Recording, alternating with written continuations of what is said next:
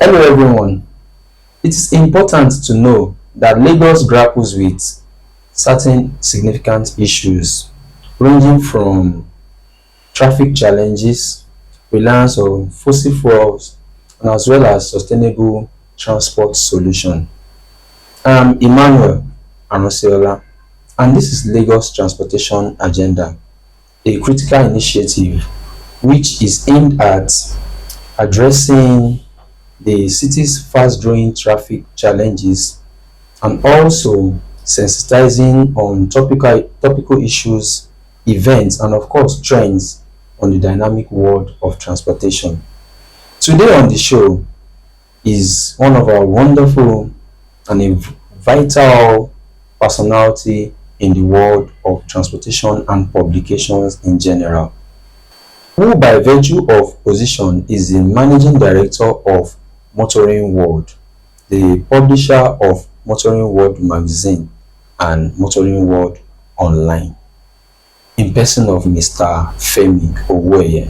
Mr. FEMI OWOWEYE, good to have you on the show. Thank you for having me. Good morning. It's a pleasure. You're welcome, sir. So, today we are going to be taking a critical look at the 30 years anniversary of the Motoring World coming up very soon. But before we go into that, let's go on a quick break, and when we come back, Mr. Femi will be giving us a full details of how he has been scaling through in the dynamic world of transportation and publications in general. Please stay with us. Why get stuck in endless traffic when you can arrive at your destination faster, calmer, and completely stress-free? With our reliable ferry service, let's escape the daily Lagos traffic. You enjoy a smarter, smoother way to move across the city. And without worries about where to park your car, because we have a car park. Lag Ferry offers you affordable, safe, and efficient waterway transportation designed to save you time and reduce the stress of daily commuting. Queues, no unnecessary stopovers, and no frustrating delays. Just a smooth ride across Lagos waterways that gets you where you need to be right on schedule. Ready to skip the traffic? Visit lagferry.gov.ng to experience a smarter way to move across Lagos. Welcome back. If you are just joining us, this is Lagos Transportation Agenda. And as you all know, on this program, it is meant to highlight topical issues, events, and of course, trends in dynamic worlds of transportation. And today, our amiable guest is Mr. Femi OWOWEYE. Like I told us, is the MD, the Managing Director of Motoring World and Motoring World Publications and Online. So, Mr. Femi OWOWEYE, like I said, the 30 years anniversary will be coming up very soon. Will you like to tell us what inspired you to establish this Motoring World Publications? Yes, thank you very much. It actually started early 90s, in fact 1990, when I was working with AUTOMOTIVE, the then Nigerian magazine for the automobile industry, which defuncted, unfortunately, 1993. Okay. But as the editor of the magazine then, I got exposed to those internationally recognized publications like BBC Top Gear. Okay. And then I discovered the importance of the automobile industry as the largest employer, one of the largest employers of labor in the world, and the importance of the contribution of the automotive journalism to the development of the industry. Okay. So that was what motivated me. But beyond that, when I learned that AUTOMOTIVE, closed down 1993, it touched me, and I felt there will now be a yearning void in the reportage of the automobile industry. Definitely. And from that moment, I made up my mind that one day I'm going to set up a magazine that will fill this yearning voice. So that was what happened. Wow. And I realized that the auto industry is so important, it's too important not to have a voice at all in Nigeria. And I knew that we have no choice. It's going to grow because is one of the largest employers of labor in the world, and it's very important to our economy. All right, fantastic. Thank you, Mr. Femi Oweye. You have really done some justice to the effectiveness of Motoring World Communication Limited and publications of magazine over these 3 decades. And unlike our viewers, I want to believe you are enjoying this show, and this is Lagos Transportation Agenda. I don't want you to go anywhere, as Mr. Femi still has more in stock for us. Please stay with us after this break. What are you doing here? Come in for a ride. I changed jobs. I now work at Lagos State Drivers Institute, Lastry. Wow, that's interesting. You can go into the road. It's a one-way. Does that matter? Yes. See the road sign? Is that important? It is very important. Road signs, pavement markings, and traffic signal lights are provided to guide all road users and ensure their safety. Without them, there will be chaos leading to accidents and loss of lives on the road. My guy, I know, but sometimes I feel like getting home on time. That is why you must obey these signs and observe the right of way by yielding to vehicles that got the intersection before you or to traffic on your left. Also, you must not stop on yellow box. Welcome back. If you are just joining us, this is Lagos Transportation Agenda, and our guest today is our amiable Mr. Femi Oweye, the MD of Motoring World Communications Limited, the publisher of Motoring World magazines and online. So, Mr. Femi Oweye, moving forward on our discussion about the 30 years anniversary that is forthcoming, can you tell everyone, especially the stakeholders, what are your primary achievements that keeps motivating you on this terrain over the 3 decades? Thank you very much. That's a very good question. One of the major achievements that I would say I'm very proud of is to have been able to publish or to have been able to operate this kind of media platform for 3 decades. So that is a major achievement that I would say is important to me. Then secondly, throughout that period, through our advocacy, we've been able to influence policy making, and we've been able to hold government to account. For instance, something happened in Ekiti State, where we have our head office recently. I was driving through a road. That road leads to Ado local government. And the present governor, the present government was constructing a road, the road that should have been constructed for more than 30 years ago. And I noticed that they were rushing to tar that road. Meanwhile, there is a river that's called OWOEYE River there. And they were just going to tar over that road without putting proper drainage and the bridge. So immediately I stopped, parked my car, took photograph, and published a story about it on Motoring World. That publication changed. In fact, I knew people work in the Ministry of Works, and they told me, Motoring World was discussed at the government house, and there were queries, and they stopped that job, and query people were in charge. And as we speak, they've started doing the culvert. In fact, they've started building the bridge. So these are the sort of things we've been doing. And I remember when the members of the National Assembly, they bought imported SUVs, when the version of which have been assembled in Nigeria. So they decided to import. That should be about 4 years ago. We bust that news, and we did analysis and critique about it, and that sent like a wave across the Nigerian media, and it became a discussion on television. And and these are the sort of thing we do, advocacy.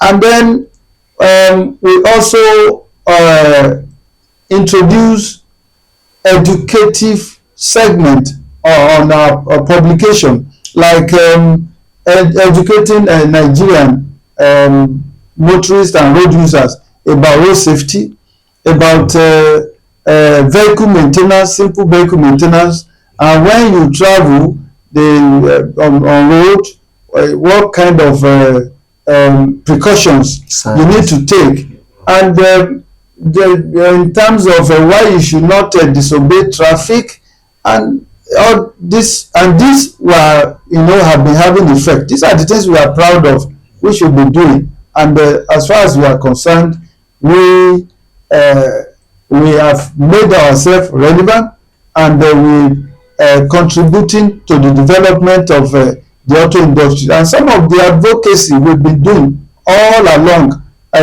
is coming up, like we've advocated for the development of electric mobility in Nigeria, and Lagos State has been going into that. The federal government is going to that. In fact, is on the front burner now, electric mobility. So these are the things we are proud of, and I'm personally proud of.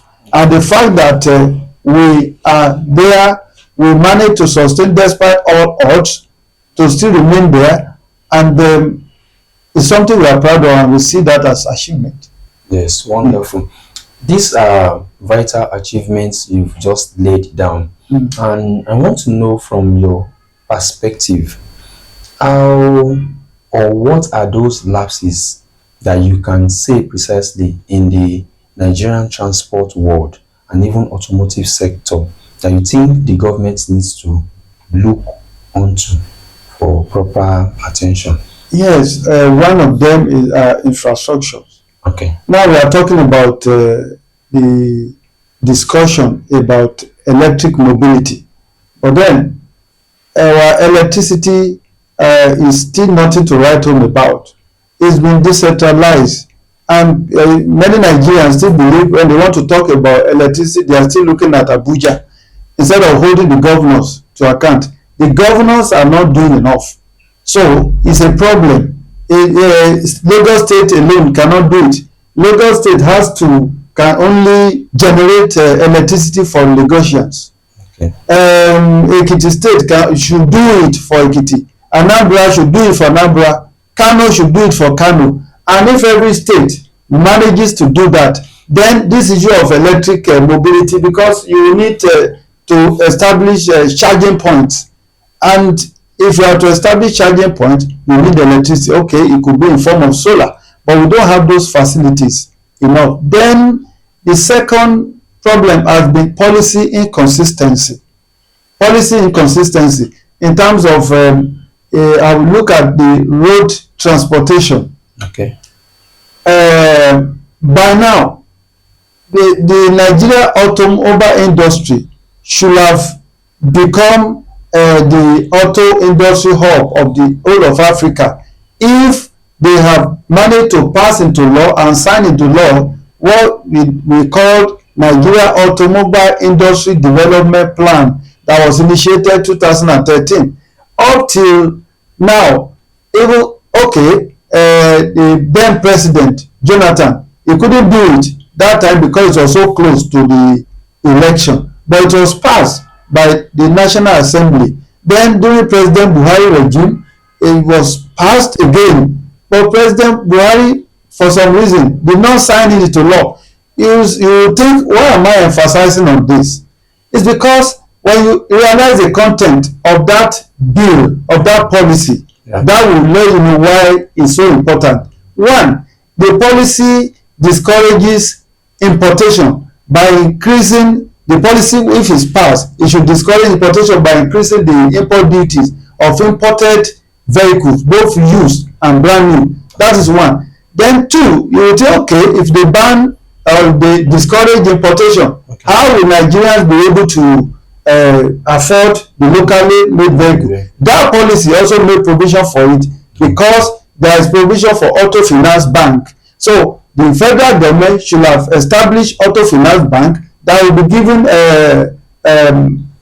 facility finance for whoever want to buy vehicle at single digit interest. So instead of you buying Tokubo and this crap that are debt trap from Europe and America, all you need to do is to save some money, pay the bank, and they'll give you brand new car, and you can decide to pay it for 5 years or 10 years, depending on how you want to do it. Then you will have been seeing brand new cars across the country. But where am I going? The major thing about automobile industry is what we call volume. Okay. If not until we are able to produce and sell certain millions of volume, then the local content manufacturers, the OEMs, will not come and set up auto part manufacturing in Nigeria. And that is where the real deal is. If you have auto part manufacturing, you have enough boom in the sale and production of automobile, then, and you have a local content manufacturer in Nigeria, you will have thousands upon thousands of employment generated. Because when you look at a car, the parts that you have in a car is up to 2 million. So let's say you manage to set up just 500,000 of that. You can imagine the employment that will be created. But why is this? Because 2013, the policy that should have pushed this forward was not signed into law. President Buhari did not sign it into law. And when President Bola Ahmed Tinubu came into power, he actually appointed a stakeholder in the person of Otumba Oshanipin. Is a stakeholder from the industry as the DG of National Automotive Design Development Council, and everybody was very hopeful. And I can imagine the frustration the man will be going through, because he knows that once that policy is passed, it will also affect his own industry. He's an indigenous member of the industry. So it's like asking a farmer who is having a big farmland or farm business to become a minister of agriculture. Okay. So that is the position Otumba Oshanipin is. But then he is not the minister. He still has to, humbly pass the whatever he wants through the minister, and it will not depend on people surrounding the minister. The minister too has a lot of advisors. So, and everybody in politics will be pulling for your own interest. So that is policy inconsistency. And the reason why that policy is important is that once it's signed into law, nobody will be able to change it again. But because it was not signed into law, there was something introduced, Finance Act 2021, which, because we were already implementing that policy, even though it was not signed into law, and we kept saying it in our write-up, that if you don't sign it into law, even if you are implementing it, somebody will change it. And in 2021, there was Finance Act, which reduced cost of import duty of vehicles coming into the country. So, which was like firing a shot at the heart of the Nigeria auto industry. Okay, this was resolved, but recently the same thing has happened. The history is repeating itself. There was a policy made recently by the federal government, and it included a reduction of import duty on certain imported vehicles, excluding electric vehicles. Okay. So these are the policy inconsistency is part of it. It's a major problem, and that's it. Okay, thank you very much, sir. I want to believe we still have a lot to hear from Mr. FEMI OWOWEYE, but time is not really on our side, and I could pick two from most of the challenges you made mention of. One of it is the unavailability of this electric mobility, and then policy implementation is very, very key in this issue of transportation. So to wrap it up, I would like you to just tell us, looking at beyond 30 years milestones. Can you just tell us what are those approaches, innovations, and strategies the motoring world wants to adopt in order to make Nigerians' transportation and the automotive world more beneficial to the general public? No, thank you very much. Like I mentioned before, we are producing a special edition of Motor World magazine for the upcoming anniversary. But beyond that, we plan to start a quarterly publication of the hard copy of that of Motor World, and also a digital version of it. So you have the hard copy and you have it in digital hard, so that the transportation ecosystem will benefit from it. Then secondly, we're planning to introduce a program that will really increase professionalism in auto journalism practice in Nigeria. And thirdly, we also plan to even escalate our push for our advocacy for the policy formation, the formation of policy that will enhance the development of the nation's automobile industry and the transportation generally across the country. And for Lagos State, we intend to also, because of the population that is encroaching into Lagos State, despite all the move the state has been making in the area of road transportation, in the area of water transportation, train, and BRT.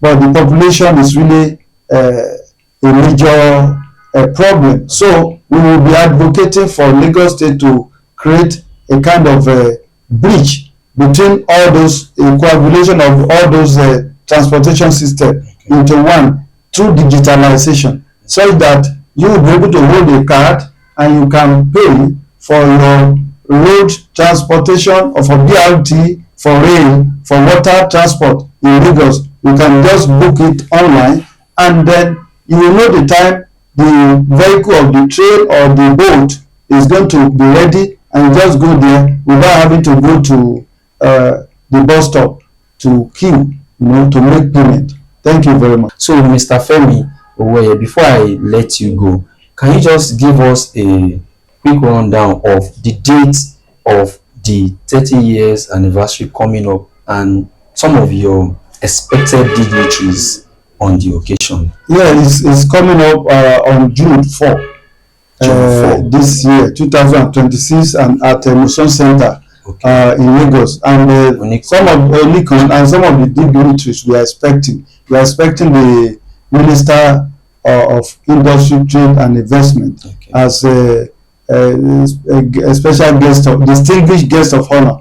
Then is coming. She will be the one to unveil the special edition of Motor World, and we are expecting Otumba Oshanipe as a special guest of honor. Is going to deliver a keynote, will be a keynote speaker for that occasion, and we'll be having the former co-marshal of the Federal Road Safety Commission, Dr. OWOEYE, is going to be the chairman of the occasion. And then you have a lot of stakeholders, and we are going to honor those organizations that have managed to stay within the industry for 30 years before we honor those. The criteria for honoring companies on that day are those who have been in Nigeria, operated in Nigeria, contributed to the Nigeria auto industry and transportation sector for 30 years and beyond. We will give them honor on that day. In fact, if a journalist